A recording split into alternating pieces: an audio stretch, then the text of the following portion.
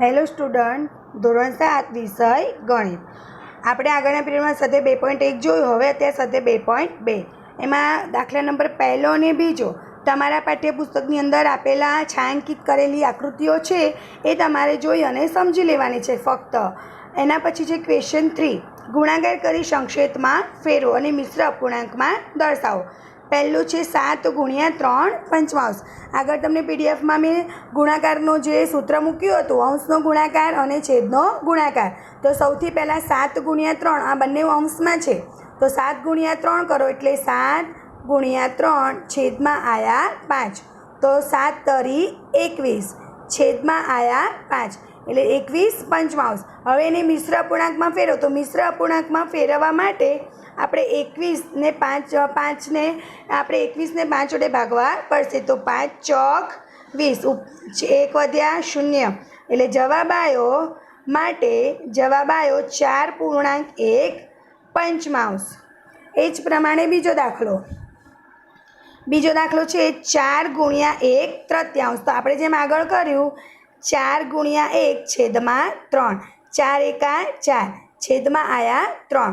હવે 3 નાના છે અને 4 મોટા છે, તો ઉપર આપણે જેમ આગળ કર્યું એમ ભાગાકાર કરો. 4 ને 3 તો 3 એકા 3, 4માંથી 3 ગયા તો 1 વધ્યા એટલે જવાબ આવ્યો 1.1 તૃતીયાંશ.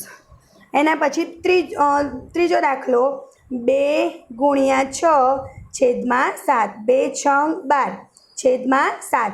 જેમ આપણે ઉપર ભાગાકાર કર્યો એમ 12 ને 7 વડે તમારે શું કરવાના? ભાગવાના છે. જે આવે એ તમારે લખવાનો છે.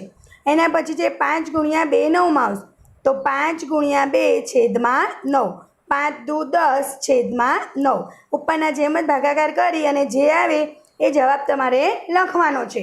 પાંચમો દાખલો 2 તૃતીયાંશ ગુણ્યા 4. તો 2 ગુણ્યા 4 છેદમાં 3, 2 ચોક 8 છેદમાં આવ્યા 3. એના પછી છઠ્ઠો દાખલો 5 દૂતીયાંશ ગુણ્યા 6. તો 5 ગુણ્યા 6 છેદમાં 2, 5 6 30 છેદમાં 2. આ બંનેનો ભાગાકાર કરી અને તમારે જવાબ લખવાનો છે. એના પછી છે સોદો એટલે કે હમણાં તમને પહેલો દાખલો આપ્યો છે 24 અને 46 દરેકના 1/2 તમારે કરવાના છે. તો પહેલાં તો 24ના આપણે 1/2 લો. તો 24ના 1/2 બરાબર 24 ગુણ્યા 1 છેદમાં 2.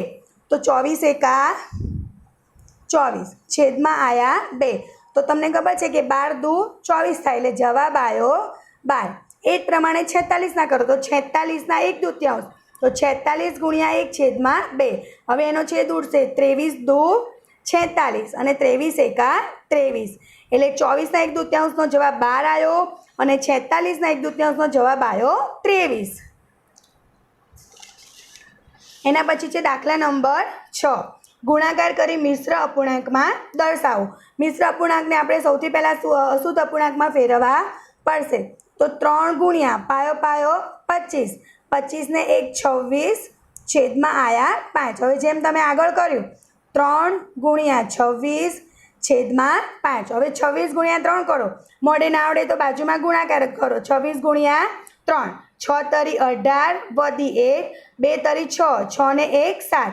કેટલા આવ્યા? 78 છેદમાં 5. હવે આગળ જોયું એમ 78 ને તમે 5 વડે ભાગાકાર કરો. 5 એકા 5, 7માંથી 5 ગયા તો 2 વધ્યા, ઉપરથી ઉતાર્યા 8. પાયો 25, 3 વધ્યા એટલે જવાબ આવ્યો 15.3 પંચમાંશ.